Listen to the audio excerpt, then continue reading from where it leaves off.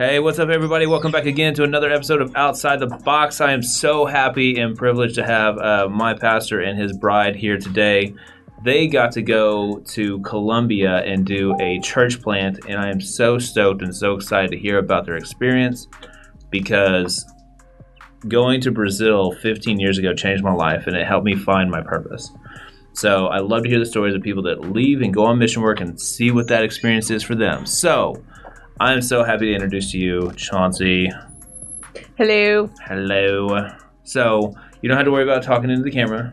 Okay. So it's just a conversation with you and I. Okay. So I like to say, hey, by the way, I'll point at it. If there's a point to be made, and you can too. Hey, Okay.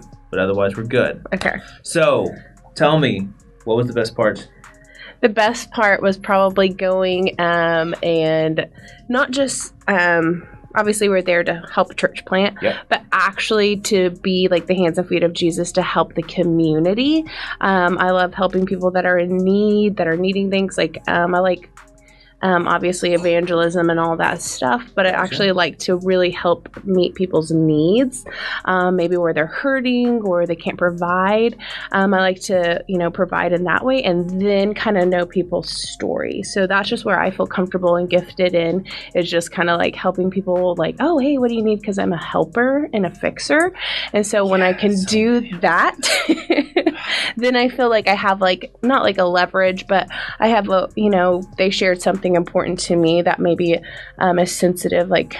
Sometimes it's really hard to be like, I need food or whatnot. And I'm able to, I feel like it's just an easier transition to learn about someone's story and then evangelize to somebody. So for me, that's what's most comfortable. And that's what I love doing best when I was out there, and just being with the kids.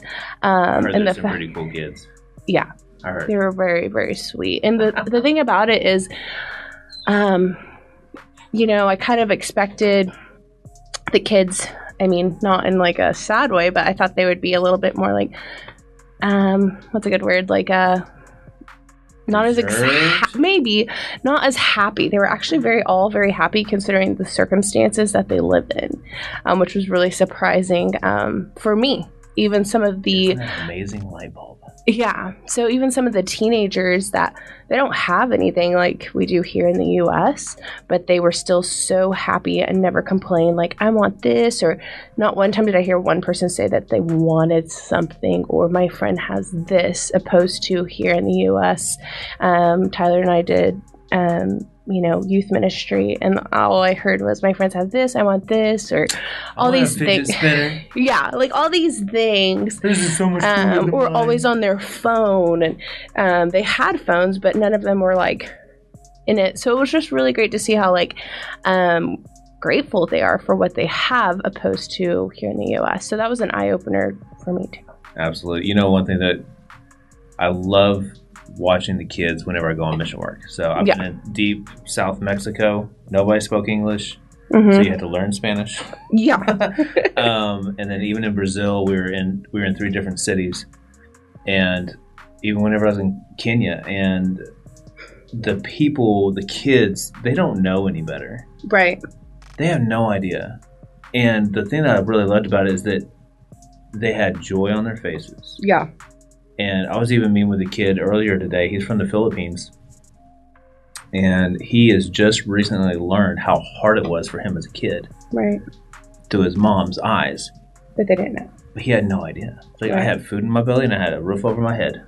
Exactly. He doesn't know all the things his mom had to do. And I've had that same conversation with my mom. Right. And, and we're extremely spoiled. Like, people like to complain about stuff here in America. It's like, I get it. You guys have to make up stuff to be upset about. Right. To be upset about something. Like my Starbucks order wasn't right. Oh, my God. It was not soy.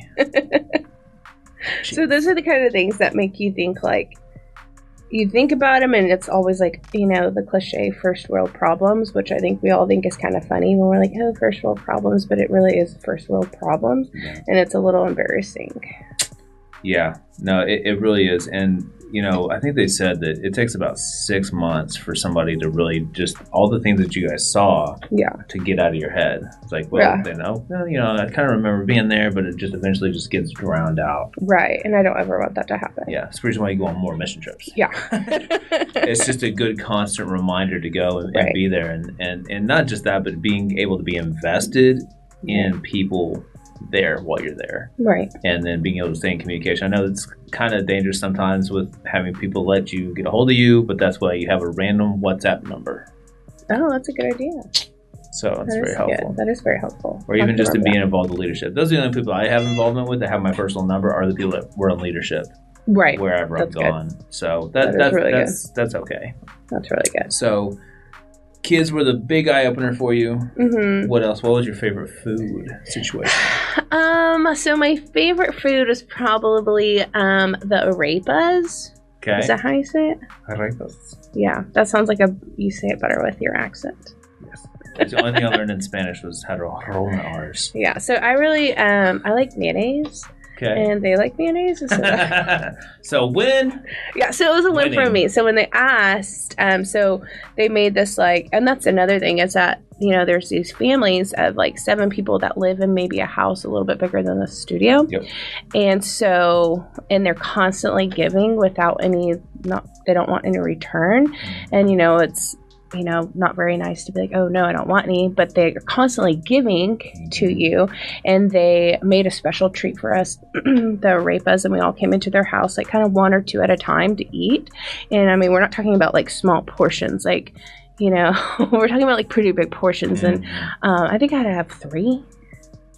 Not because I wanted 3, but because they kept feeding them, and I didn't want to be disrespectful. Yeah. But they don't cut short on any of the stuffings. They don't. So they were the best way to have it is with mayonnaise on it, and I was like, this is a whole new world. I was like, absolutely. So they did put quite a bit of mayonnaise on it, so I was excited. But that was probably my favorite thing, and it was basically super easy, kind of like an English muffin. Okay. With beans and some meat and some mayonnaise. There you go. And meat's a big deal. Yeah, too. And it's expensive. It is very expensive. And so for them to feed me when it's falling out of a sandwich was wow. Yeah. Just that's whole a lot. Other concept of things. Yeah, and they didn't, think, oh, we have these people to feed. We can only give a little. They went all out. Yep, they do. And they give without... Yeah, they give without holding back. Oh, completely. So that was my favorite food.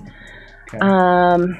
We had a lot of different foods, but that was the one that stood out the most for me. And what was your favorite thing that you guys did? Because I know you guys did some stuff with praise and worship. Talked to Devin about what happened with that, and that was fantastic. He did awesome. Going and picking out the drum and the keyboard, the box and the keyboard, he was so and they thought they were rock stars. Oh man, I was so excited to hear that story. And so I asked Devin too, what was who was your favorite person? And he had mentioned a little boy with the mother. Yes. And Christian, yeah. So I thought that was just such a wonderful thing, and his perspective of how much how odd it would be to have somebody loving on my kid that way, but I would want people to make sure to love on my kid if I could be there, Yeah. Or, so that was just a really great perspective. So who's your favorite person? So mine would have probably have been the daughter. Okay. She was the only one in the house that was bilingual. Okay. And so she was kind of also the dad's right-hand man with a lot of the church plant stuff. But for her to be so young and she's got a lot of responsibility for her age. And not only that, but she was also learning Korean, I believe.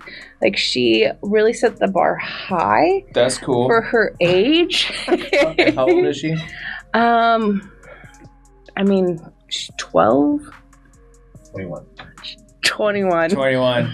They look really young. In Colombia. I was like, what? I would have said she was 18, but she was 21, and she literally was a great leader. And I thought that was really cool just to watch her lead, because then it also gave me a little bit more confidence back at our church on how to lead, just because she did it without like seizing or without she just did it. And I think sometimes I hesitate and I'm like, is this going to make people upset? Should I do this? But she did it for the good of like her church and her family. She wasn't really worried about like, is she your gonna feelers? I'm not worried about your feelers. We're just gonna do this thing. We're just gonna do this, and she really did it with a lot of joy, and wasn't like, okay, so this is what we're gonna do. She did it with excitement and joy, which I think turns the whole thing around, and people see it completely different. And she's willing to help out anywhere, and so I just really loved watching her and her element, because it was very uplifting for me and encouraging. It's very cool. So. I like it. So what are some things that you would like to... So I just know that mission work changed my life. But what are some things that you want to share with other people that may consider not... was there a reason why you chose to this time versus not another time? So I've wanted to go on a mission trip like a million times, and I feel like every time something would come up, or like last time I was pregnant, even though I'm pregnant again, I was like, okay, I'm not going to let this stop me. I'm going to go ahead and just go and see. And I think that you shouldn't let something like, it's different. I'm just using my own personal thing, but like, I don't think you should let something stop you from going. I think there's a lot of hesitations always that it's too expensive. But it's really not as expensive as you think. And there's always tons of people willing to help you, get there, and your church is willing to get you there. I think if God lays it on your heart, then don't let anything else stop you. So I was like, I'm not letting this pregnancy stop me. However, at first I was like, oh, I don't know, I'm gonna be pregnant, blah, blah, blah. And then I talked to Tyler a couple of times about it. He's like, no, you're going. I was like, okay, you're right, I'm going. Like, I feel like that's just kind of like the enemy coming into me. And saying like, he doesn't want me to go out there and to do good things and to build up his kingdom. And me going, I would have missed the 30-something people that gave their life to Christ. So pretty awesome. Yeah. Pretty awesome. I love it. So don't let being pregnant hold you back. Don't let that, or anything else of that matter. I feel like people get really wrapped up in, mission trip, like, oh, I have work, I have this. But this is kind of like a one-time, like, don't let anything stop you. Just go. Just go. Yeah. Well, and I was sitting with a guy yesterday, and we were talking about him wanting to make sure to volunteer or have other people volunteer with him for the passions he has.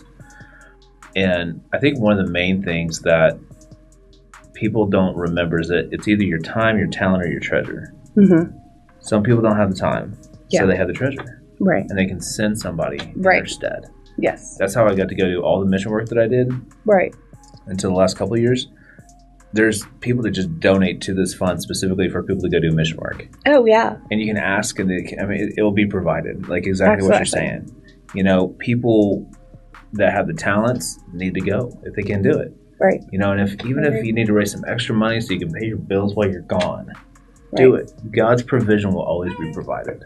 Oh, yeah. And once it starts going, it just kind of all rolls out and turns out perfectly. Yeah, and it's like more perfectly than you can imagine. Like some things, like we had one girl who not only did the whole trip get paid for and then like her bills, but she actually was able to have a little extra cash for when she came back home, because people were like, oh, well, we want you to be fully committed to this, and so they went ahead and gave her some extra money, which is awesome. Crazy. And I'm like, you wouldn't have had that had you not gone. I know. But isn't that amazing? Yeah. God's provision just takes care of it.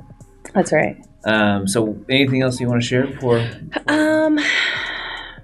I thought it was great. It was life-changing. It was good for my heart.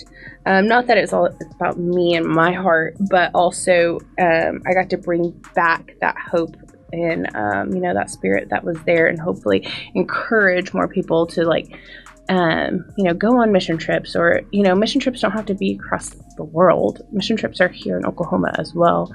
And that's one thing that Tyler had gone on like a million mission trips without me. And then I was like, well, I want to go on. And it's always a good reminder to know, like, you're on a mission every single day. And, this is a mission field. And so I'm taking like what I learned. I felt like I went to kind of like a school and really learned, and then coming back and able to be a refresher of like, oh, okay. Because I think I could get worn out here and be like, this is mundane, and forget that there's way much more than how big your house is or whatever TikTok greatest views that you have, when there's people literally giving their heart out for nothing. So it was a really good eye-opener for me, and I just hope to be an encouragement for people to go forward and be able to be the hands and feet of Jesus here in Oklahoma. That's awesome. Well, I know that's the reason why you and Tyler are here in Oklahoma is because of the actual statistics. Yes. Which I found very interesting. So I really appreciate that you guys are here, because then my wife and I got to find Dallas Church too. Yeah, but more importantly, we're glad that you guys found us. Well, you guys are more of a blessing to us. Megan's a Facebook fiend, so she was scrolling. So it works. And your kids are like head of our children's area. They know Jesus, Bible, and God, and some Bible verses. Yeah, well, they know a lot more, and I think it's good to see them. They help our ministry grow, especially in the kids area, because the other kids realize how much they know, and they're like, oh, wow. And so they want to know more. So I think that's really cool. That's so cool. Thank you. Especially Titus. Titan. Yeah, the power. It's all right. Come on. It's no worries. I am so we were going to name our kid Titus. I think that's why. You should. Titus is a bomb name. Actually, it's not Titus. It was really funny. We were driving down the road, and there was a Nissan Titan, because we didn't name it because of the truck, but it was funny. My daughter's like, hey, there you are. No, okay. Now I'm wondering if I call him Titus. I don't know. You can do it a middle name. My children all have 2 middle names. Oh. See? Mm-hmm. Oh, that's really good to know. Like, Titan could have, 10 different names with his 3 names. Is any of them Titus? Nope. It's Titan Edward Allen. We'll have to call him that on Sunday. Because you can do Ed, Eddie, Spaghetti. I mean, you could. Spaghetti Eddie's pretty fun. I don't know if you've ever seen him or not. The kids, kind of fun. Local Oklahoma people. So, but Chotsie, thank you so much for coming on. Hanging out. Yes. And I'm going to interview your husband now. Absolutely. All right. Thank you. Go sell a house. Okay. Bye. All right.